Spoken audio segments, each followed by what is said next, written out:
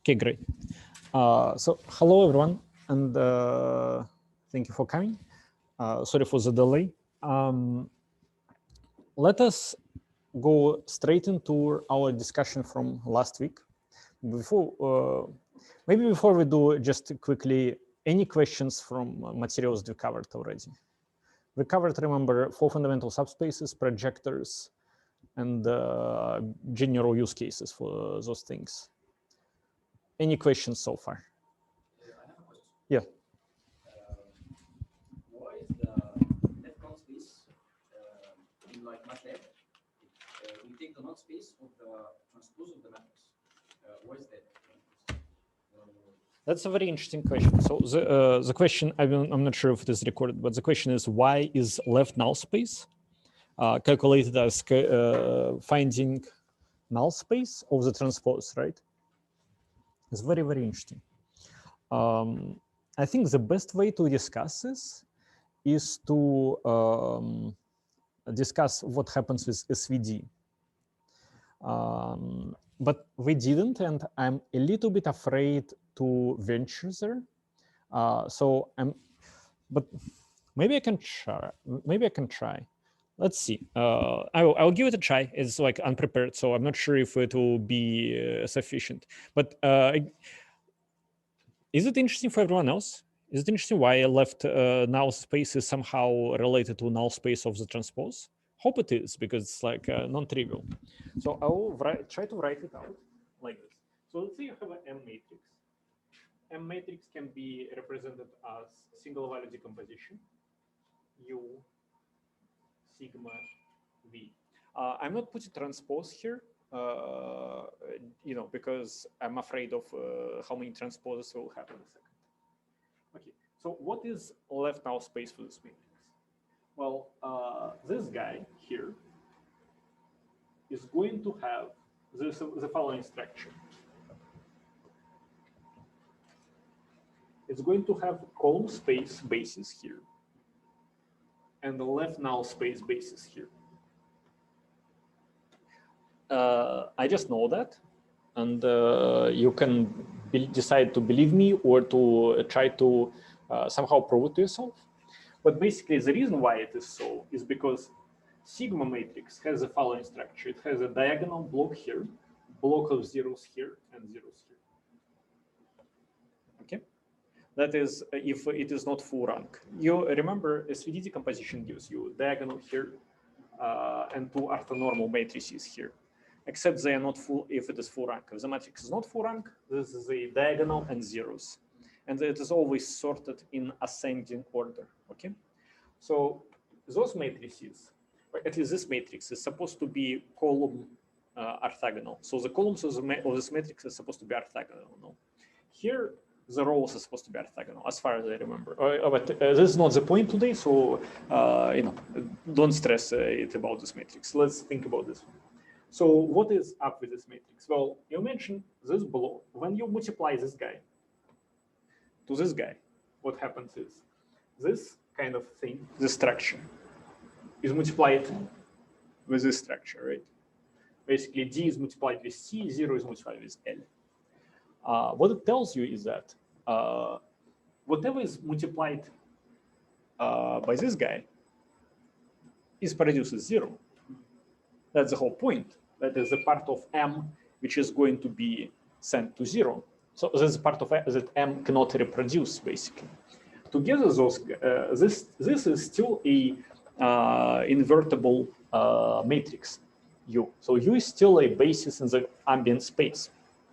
But only this component is what M can actually produce. This component is what M cannot produce for the reasons of here being 0. And remember that this equality holds.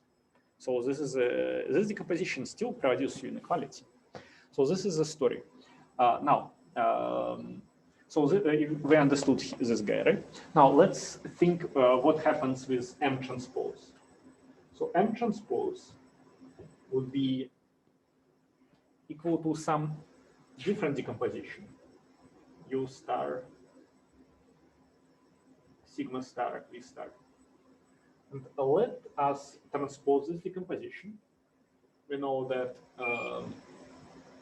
U star, let me try it, sigma star, V star transposed will produce us V star transposed, sigma star. Sigma is transpose of a diagonal matrix is diagonal matrix, right? Nothing changes. And here we have U star transposed. So you see what happened here. This matrix appeared in this role. And here we need to come back to this matrix. Well, what is, because you realize what happens is for a transpose, okay, so basically what I want to say is, if you transpose this guy, this is supposed to be equal to M, right? So when you take a eigen decomposition of when you have a 3D decomposition of a transpose of a matrix, what you're going to have here is, basically, I think the next argument that you're supposed to make is that this guy is this guy, this guy is this guy, basically, because of this equality. This, I guess, was what my next step is supposed to be. I don't really like it because you need to think about it a little bit more, but I think that's how we're supposed to interpret this whole story. That since this guy is supposed to be the same as this guy, why?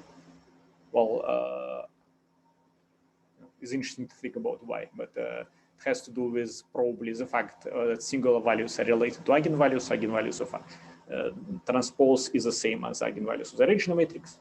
So they're the same as far as I can think now. Those are supposed to be the same, those are supposed to be the same. Okay, good. Now, what we clearly see is that this bottom right, this right matrix becomes left matrix, and it is transposed. Now, let's go back here. What is this V matrix? Well, V matrix is, I would claim, would have this structure. It will have row and null. Can we check it? Not sure if I'm even saying the truth. Let me think. So let's take a column of this matrix, multiply it by this guy. You see the row parts are going to be multiplied by D, and they're going to be sent forward. Null parts are going to be multiplied by 0. They're not going to be sent forward. So even though they appear in this correct part of the matrix, and they will be multiplied by U, this is just a deletion part, right? But this deletion has to do with left null. They appear in the correct part, but they still multiplied by 0. So appears to be correct. Okay. Now, what will happen if you transpose this guy? Well, what you will have is just R transpose N transpose, as far as I can see. But this should remind you of this guy.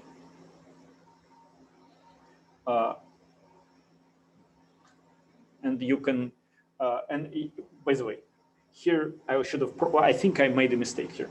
I think it's supposed to be like this. Yep, it's supposed to be like this. And the reason for those transposes here and here is because those rows are supposed to be orthogonal, okay, and normalized.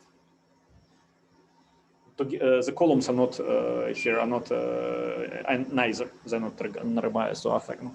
Okay, so this is the story. So you can see that if this is equivalent to this, basically you just take your decomposition of M transpose, and you would get a null space of this transpose will become a left null space. That's a very good question. Maybe next year I will have a slide on that. For the last 2 years, I was trying to avoid discussing 3D in the class, but this question kind of makes me realize that maybe it was a bad decision. So you can see also that row space by the same argument can be found as a column space of a transpose matrix, right? Okay, great. That is very, very good. But remember you don't have to find two decompositions. If you want a left null, but that is, I think, is the greatest point that I can make with your question.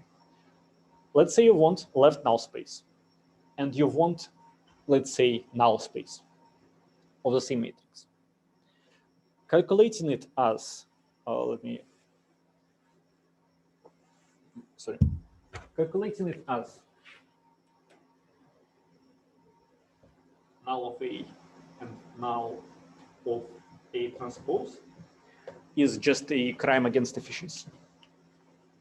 Just pointless computations. You doubled the amount of computations while producing absolutely no benefit. Why? Well, because all you need to do to compute left null space basis is to just get this matrix and slice it like this. So basically, maybe I will show you sometime the code I wrote for MATLAB, but I mean,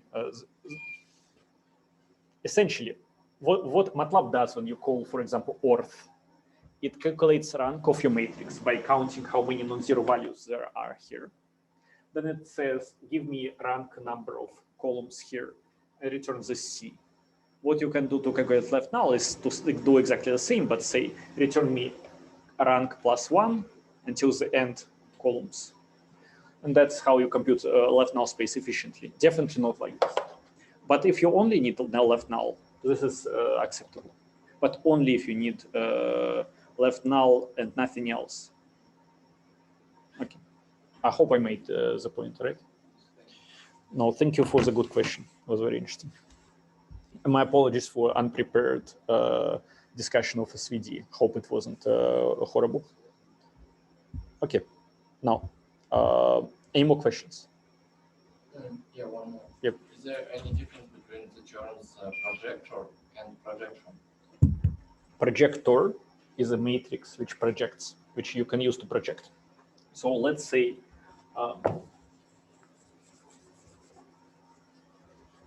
one second.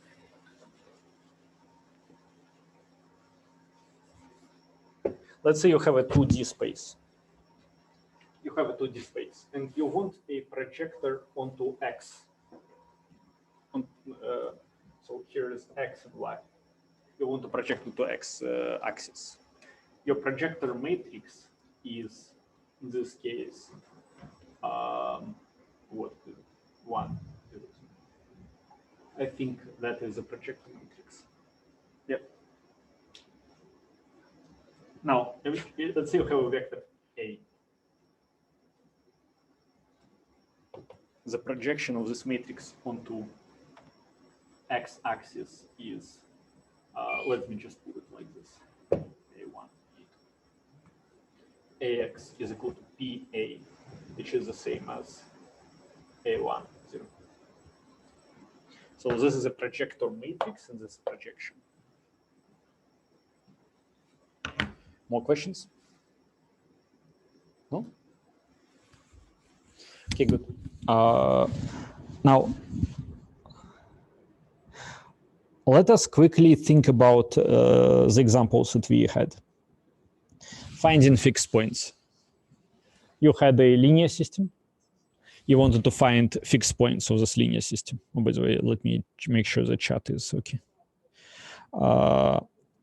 We had the linear system. We want to find the fixed points of the system. Okay, we did it using null space, right? Can I answer those questions? I mean, you know, just better ask direct to me because it'll be, you know, everyone can hear your questions. Okay, checking fixed points. Imagine we have X star, and we want to check if it can be made into a fixed point. That we did by analyzing column space. Okay, did last time. Correcting fixed points. We have a fixed point state XD. We wanted to find the closest to it space, which can be made into a fixed point. Did it as a projection. Okay, that's last time. Now this time, we have the following problem. I think we didn't solve it, right? I think no. So given linear time invariant system, ax plus bu plus c, and control law minus x plus u star, find all states which can be made into fixed points by choosing appropriate u star. Notice that k is given to you. So, and it is not a question of stability, so you don't need to think about stability here. Just find me states that can be made into fixed points. So basically what we are required here is to substitute this control law into this equation and find, get the equation on the slide and just find what kind of fixed points we can have. The difference is c, this little c. This little c is a affine component, gravity, for example, stuff like this. If you had a course on control, maybe you saw that you can always go from this formulation to something called aerodynamics, where you can get rid of c. If you had seen trajectory tracking, you know that even for normal LTI systems, it becomes like this. But you can, again, go to aerodynamics and you will get rid of c. So c is completely natural, but you can always get rid of it. But you don't have to, like, you don't have to go through hoops and whatever. You can just directly work with it. Okay, let us define state control pairs as v equals to cu, xu. And we can directly solve this equation now. How? Well, notice that a minus bk is a component in front of x, b is a component in front of u. You just write it in the matrix form, and you can solve for the smallest value v upper script p, v particular, and that's it.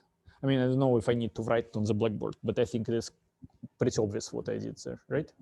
Is it obvious? Okay, good. This is, of course, a particular solution. If we want to find all solutions, we also need to find the null space of this matrix, a minus bk, b.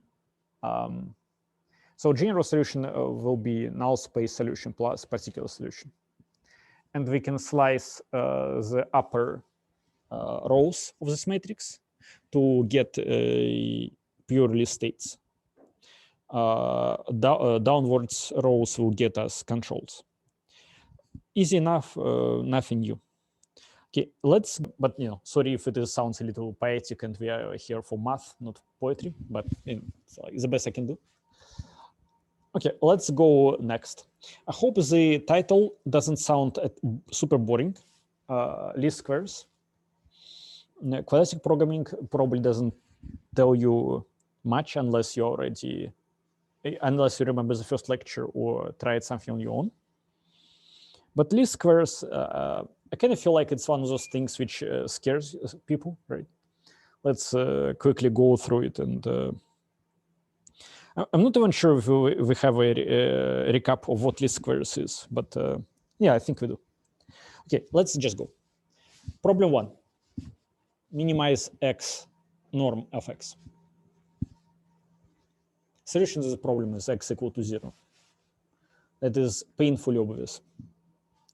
Problem number 2, minimize a times x. Solution again, x equal to 0. Or any x in the null space of a, by the way, right? But x equal to 0 is the smallest norm solution. Okay. Now, minimize ax plus b. That is called least squares problem.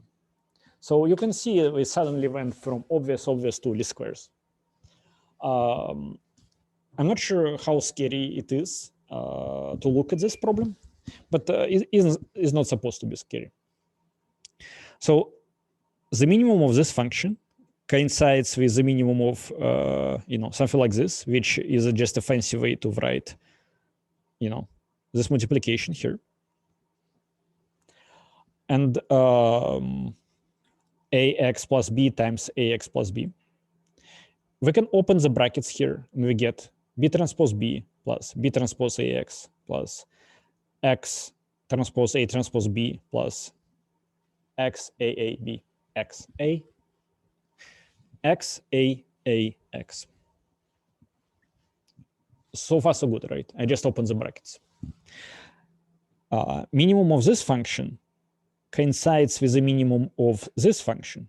What is the difference between them? I dropped b transpose b. When you find minimum of a function, drop constant elements. They make no difference. Okay, it coincides, it not equal to, right? Like x squared plus 1, its minimum lies in the point 0, right? X squared, its minimum lies in the point 0. But the minimum of x squared plus 1 is 1. Minimum of x squared is 0. Minimum is not the same, but it coincides. Okay? So argmin is the same. Good. Now, this guy is a scalar. This guy. B transpose AX is a scalar. It is a scalar, and it means that it is equal to its own transpose. So you can transpose it without changing anything. And you can see its transpose is equal to this term. We transpose it, and we get 2 here. And we have the remaining term here. Now, what we want to do now is to say that since it is a minimum, it's supposed to have a, you remember minimum, right? Kind of function. It's the extremum. Is a point where derivatives are equal to 0. You remember that, I mean, for sure. Now, take derivatives of this function. What you get is this expression 1, 2ba, because x goes away, plus 2x a transpose. Why 2?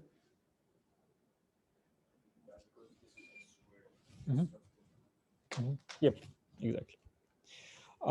Notice the position of x. It's very easy when you take derivatives of those things to start to add column vectors to row vectors. Make sure you don't do it. And no, that is the way to make a mistake there. Not a huge mistake, but you know, I'm not sure that I didn't make a mistake here, but you know, I tried my best. But the message for you is not to memorize any of this, but to just be aware of what you add. Okay, good. So now we have expression here. Let's go to the next slide. So this expression we can rewrite like this. And A transpose A is supposed to be invertible. For some reason, here, at least I write it as if it is invertible. Would it always be invertible, by the way?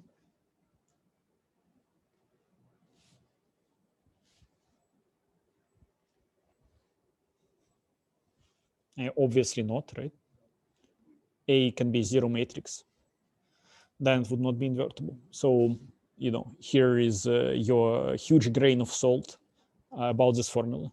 Hope you're already angry at this, you know, statement, because the statement didn't clarify anything about size of null space of A, and we somehow assume that A transpose A is invertible, which is oftenly true. Which is often true. Often it is invertible, even for non-square matrices. And A doesn't have to be square here, obviously. It often is true. You can imagine if, okay, we'll go there in a second. So expression 2 can be shorthanded as such. please notice expressions them highlighting, is called Moore-Penrose pseudo-inverse. Okay? Moore-Penrose pseudo-inverse.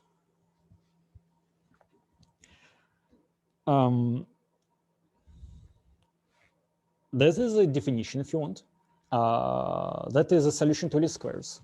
This formula, 2, you can use it as just a formula. You find least squares to solve it, substituting there. You want to find pseudo-inverse, you get your matrix from there. You want your projector can be written as such. Expression 3. Now, none of it is how we use it in reality.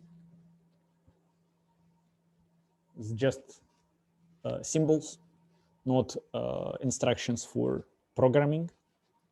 Why? Why not? Why won't we use it in reality? What's the problem? Someone tell me. What's the problem with expression 2 or expression 3?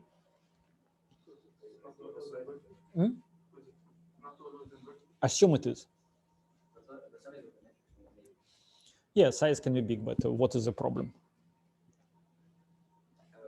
We are multiplying like big matrices with each other instead of multiply like vectors. No. Here, notice that B, we can multiply B by A, then A by this other matrix. Of course, we still multiply. There's still some efficiency to be gained there, and your line of thinking is entirely correct. But that's not the problem here. Like, there is a huge problem, and I want you to point it out. Huge problem. Assuming that the matrix A is times A is invertible. If it is not invertible, it is an even bigger problem, but just assume it is. What is the problem?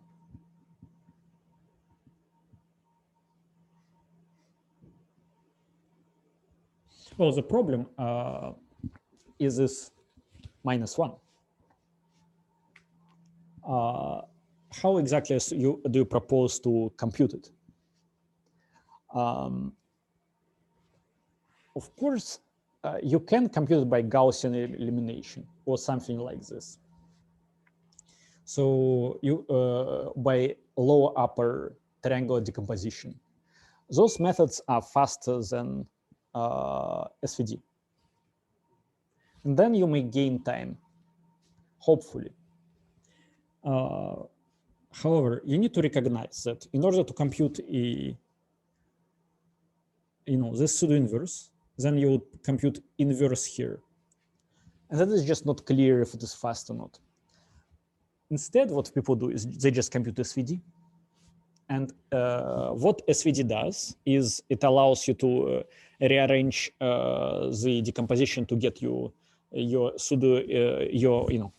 pseudo-inverse of the matrix. SVD doesn't care about your invertibility of your matrix. So in a sense, the definition of a pseudo-inverse as a rearrangement of blocks of single value decomposition is bigger than this one. But this is a definition of Moore-Penrose pseudo-inverse.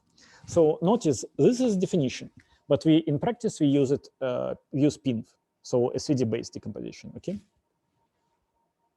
In practice we use therefore definition of a pseudo-inverse, which is bigger than this definition. It covers cases where this one would fail. This one is not going to fail for matrices where this guy is invertible. For example, imagine what kind of matrix? Imagine a tall matrix like this, right? You multiply it by a fat matrix. Let's say, and this small dimension is going to be preserved, and this small dimension is going to be preserved. Chances are it's going to be invertible. Chances are. Of course, it doesn't have to be, but can be. What is a typical use of tall matrices? For example, multiple experiments, data, right? you often have tall tables. You have just a few parameters, but a lot of entries. That is why least squares in data analysis used all the time, and this definition makes perfect sense. Obviously, we are talking here like some sort of a how should I put it? Some sort of a again theater instead of practice. In practice, data analysts also use SVD for their pseudo inverse. I mean, unless they want to be inventive, you call pinf in your linalg in Python. It's going to pseudo inverse your matrix using SVD, not using this definition. But it makes sense what I'm trying to say for their tall matrices. For what happens for a fat matrix? Can someone tell me? A fat matrix multiplied by tall matrix. So this fat dimension will be preserved, and this fat dimension will be preserved. So you have a huge sparse matrix, basically. When I say sparse, I mean actually just a matrix with a ton of elements, way more than the original matrix. The rank is not going to be full. So the definition will fail. However, the original problem is still completely meaningful. Why? Why? Well, because all you ask is, give me, I have like a ton of coefficients and only 3 equations. Give me any combination of those coefficients which will solve my equations. And that is a very easy task. It's not supposed to fail on this task. And actually, I think you could probably rewrite this whole thing in such a way that your matrices will be multiplied slightly different and you would get the answer. But basically, with a tall matrix, you expect a least residual problem. With a fat matrix, you expect a least norm solution problem. And both are supposed to work. And both will work with SVD. But this definition doesn't provide it. So I hope I draw your attention here enough to kind of derail the fact that this definition is not, some scripture that you need to just believe in. It is a clear definition from the way I took a partial derivative here. I made it, made a decision about making it a row vector or whatever. Obtain this formula. That's all I did. We stick Moore-Penrose name on it. We call this a definition of Moore-Penrose, but we in practice use a different way to obtain this pseudo-inverse. Just keep this in mind. Don't treat it as some sort of truth that you need to believe in. Just that's what you do. And when you have to solve this problem next time, just realize what exactly you're doing. If you are following this trail, you just use optimization-based definition of procedure. If you just called pinf, you actually took a pseudo-inverse using SVD. Anyway, good. Let's go on. Let's continue. Or any questions before we go on? You sure? Before the break, I was asked to go slower, and I'm having a conscious effort, but I'm not sure if I succeed. So by going slower, I can try to just speak slower. I'm not sure that's helpful. But point is, if we spend more time on this, I think you will just fall asleep, because this is painfully obvious, all of it, right? And so we need to keep going. Okay, let's hope that as we keep going, you just see the same thing again. You remember to understand. Problem 4: minimize x subject to conditions. We already solved this problem just now. You remember y was our, it was that problem. We saw there is a solution. We're not going to repeat it. I'm just saying that it has a solution. Problem 5, same but simpler. How do we solve this simpler problem? Well, it is a special case of a previous problem. In the previous one, solution was like this: I minus, this guy. Let me just use this. This whole thing is nothing else but a projector onto the left null space of B. So projector onto left null space of B times A pseudo inverted times the same projector times C. In this case, we don't have B. So what is left null space of a zero matrix? The identity. Left null space of a zero matrix is identity. Why didn't we treat it like as the first case? We just see on the other side and equate it. Where? Here? We can like rearrange it AX minus C plus B. Yep, of And course. it would be like just the first, just right. You mean just as this case? AX plus B. So you think problem 3 is equivalent to problem 5? Just the difference, just like the sign of the is in front of the coefficient would be different.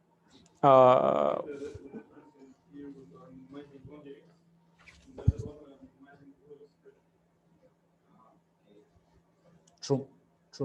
Imagine if A is given as a, let me just write. Imagine if A is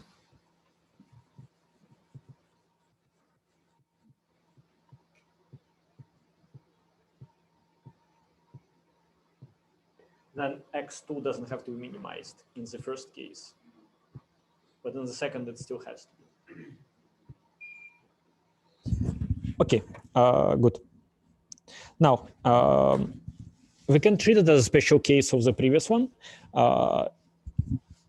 I minus B transposed, so left null space, this whole thing, would be identity in this case, because left null space of zero matrix is identity.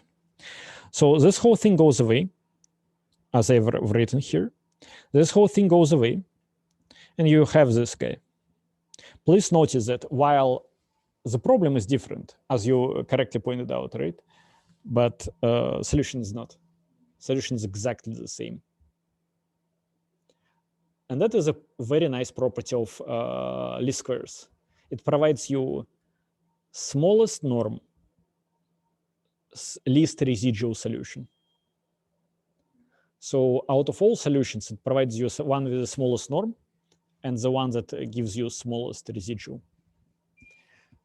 So very nice, right? Okay, good. That is discussion of this fact. You can read it on your own. Now, let's just read it together. Like another way to achieve the same result is to see that all solutions can be written in this form. That is, I think, what you proposed, right? All solutions to Ax equal to C can be written as pseudo-inverse of A plus C, A times C plus null space solution. Okay.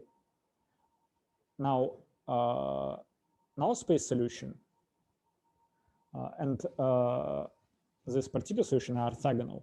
So as before, the smallest norm corresponds to particular solution. So we'll have no null space solutions. And that is, that's the guy we have here. So if we set out to achieve the smallest norm X, which satisfies this thing, we can go write this guy, realize that this component and this component are orthogonal. And therefore, only this component is, if we can get away with just this component, it will be a smallest norm solution. And that's exactly what we get away with. So see, it's a duality of some, at least it feels like a duality. It's, I don't know, probably just in, it has to be this way, right? Solution of least squares. Good. Now, next one. Minimize expression number 6. dx subject to ax plus b.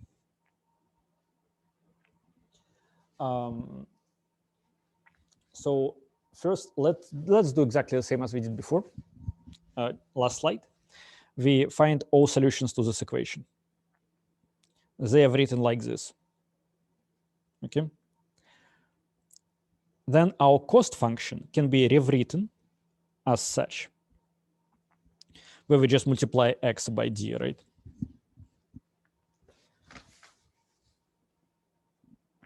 This is now equivalent to the problem 3, which we already solved. We have a matrix, we have a vector. And, we have a matrix, and we have a vector. Now, we just solve it for optimal solution.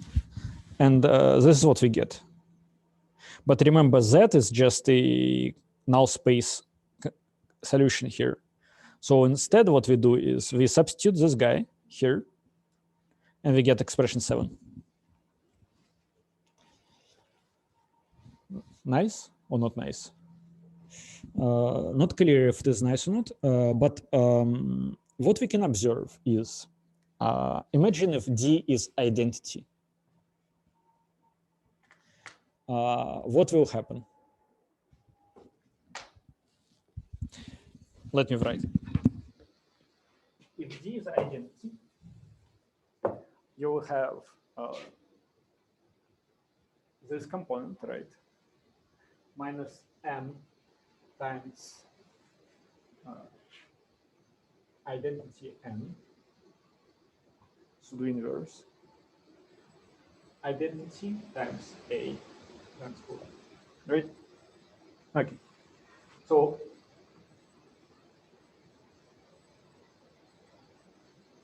is it true though? Like, I think I almost feel like I made a mistake somewhere. That's kind of like why I wanted to write it. Because you see this whole thing kind of looks like, wait. What is n? N is a null space. It can be anything, right? It doesn't matter what it is. If it is trivial, then this whole thing is 0. But imagine it is not. Imagine it is not. But basically, this thing for some particular type of input will not be 0. And then here you have a strange situation that shouldn't be there. Did I make a mistake anywhere? I don't know. Need to check it out. Second part of homework. Check it out with me.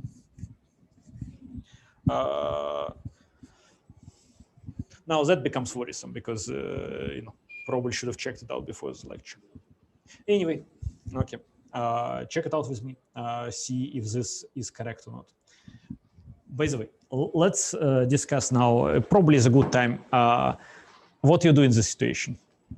Imagine you derive the formula, then you are not sure if it's correct or not. I mean, the steps look correct, right? We'll go through them. I mean, I will go through them after the class and see if I made a mistake, but they look correct. But I don't like the solution. Like, I don't like the situation here. But why? Because if D is identity, I want to get this result, right? D as an identity is a special case that we just solved, correct? What I want basically to see is something like one of those should go away and become more just A transpose B. Almost one. Well, anyway, okay, I'll try not to spend any more time thinking about it. Now, what do? You get this result. Looks bizarre. Not what you're supposed to think. How do you check? Well, my suggestion is go to your problem statement. Generate D matrices, A matrices, and B matrices. Like a few thousand of them if you want. solve using this setup. By the way, generating them at random might not work because they might be, all of them might be invertible.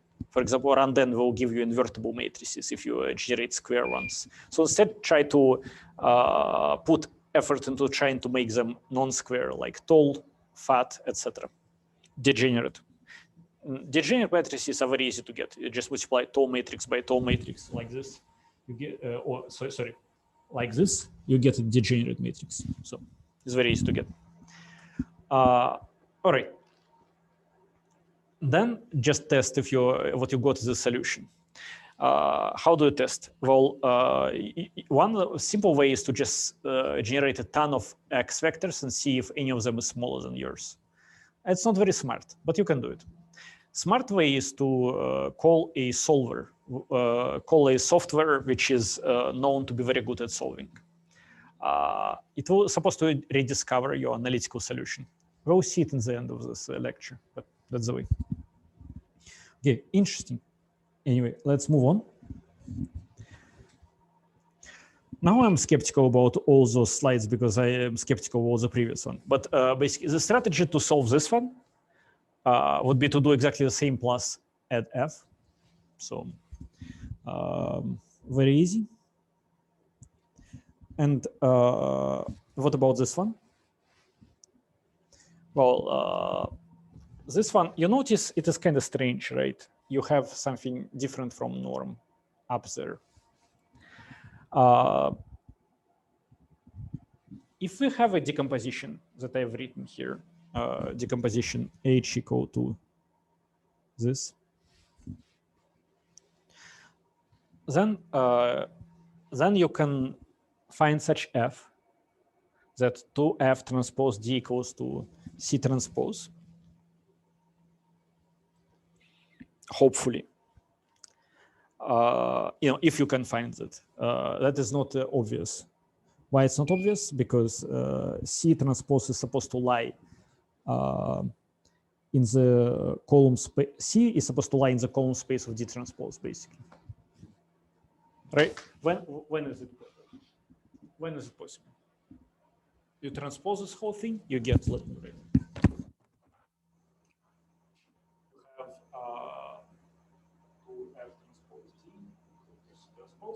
Let's transpose it. You get C equal to D transpose F2. This guy is supposed to lie in the column space of this guy. If it is true, and it is often true for this type of problems, if it is true, you can find such F that will satisfy this equation. After that, you replace this whole thing with this, which is equivalent to this. You can check, right? They coincide.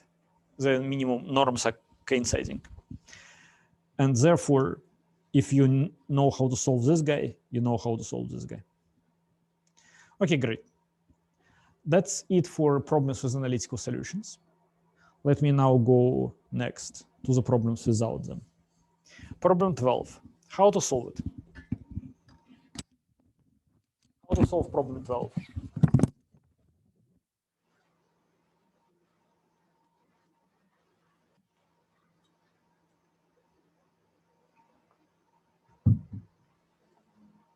Any idea? Well, it's not easy, is the point. There are no methods that you know probably that can solve it. Problem 10, same story.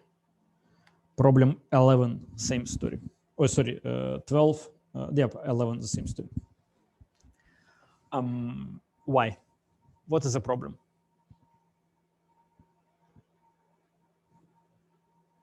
Because of the inequality. Yeah, because of inequalities. We don't know how to deal with inequalities in minimization setting. Well, turns out it is just difficult. It is not that you don't know how to solve it. It is that there are no analytical solutions. There are only numerical methods for solving those problems. Numerical methods are based on convex optimization. And this particular type of problem that I've written is called quadratic program. There are extremely fast algorithms to solve it, but it cannot be solved analytically. So we now found a way where our linear algebra breaks. I mean, our particular linear algebra broke on the problem number 7 here, or 6, but that was not your fault. So, it's like, it's not supposed to break there. But we definitely are at the dead stop at the equation 15. This is just numerical. We cannot solve it analytically. H is supposed to be positive definite. What does it mean, positive definite?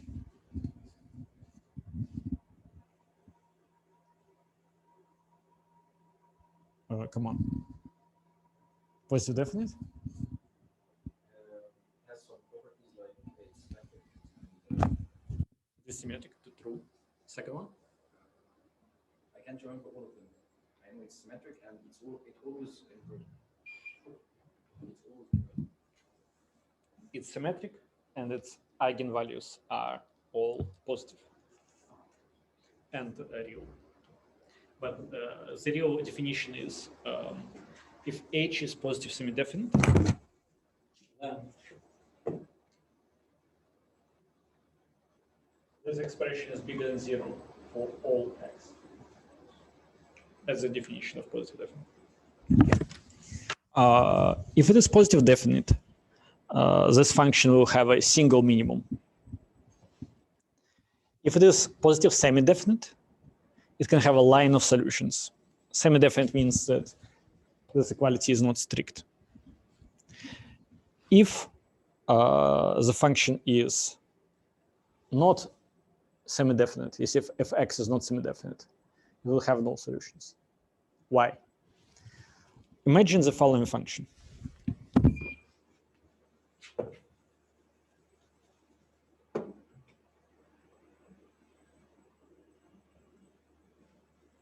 What is the minimum of h is equal to this guy? What is the minimum of this function?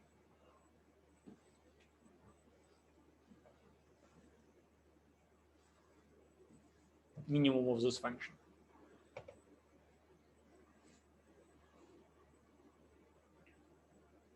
Does it exist? Because x equal to 0, 100 is pretty small, but x equal to 0 to the 10 to the power 6 is even smaller. Well, this guy will introduce a smaller value here, and you can increase this to infinity. Basically, it is not lower bounded. Okay, that's the problem. It has to be semi-definite for it to be bounded, positive semi-definite. And every matrix is a sum of symmetric matrix and a skew-symmetric matrix. Skew-symmetric basically, I don't want to lie to you, but it's something like it won't, as far as I know, as far as I remember, is not going to contribute here. Only symmetric part will contribute. And symmetric part is supposed to be positive definite or semi-definite. If it is not, it means you're not bounded. Problem makes no sense. Good. And this guy is supposed to describe a convex region, and it will for any choice of A and B matrices. It describes convex region. What is convexity? We'll find out next lecture. Okay, homework for you, voluntary, but my suggestion to follow it. Use this guy to solve all the problems that I discussed in this lecture. And I can promise you that we're not going to have hiccups like this next time, because this kind of horror story is going to pause for now. We're not going to see as much algebra in the following 2 or 3 lectures. But because following 2 or 3 lectures will discuss convexity, optimizations, and other such things which you haven't learned before. It's going to be easy in terms of algebra, difficult in terms of other stuff.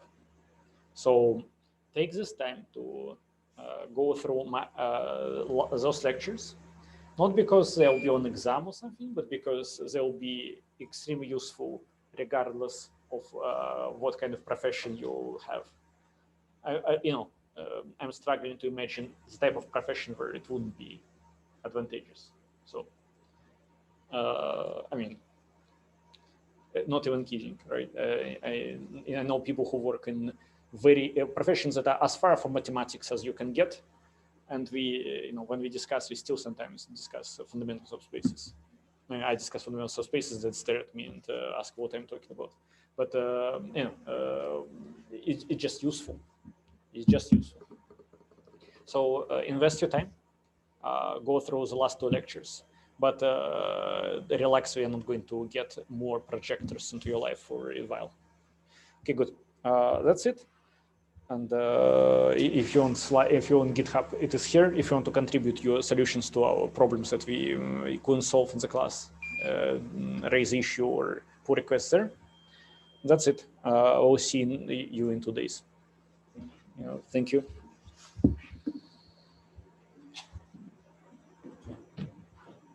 So it starts for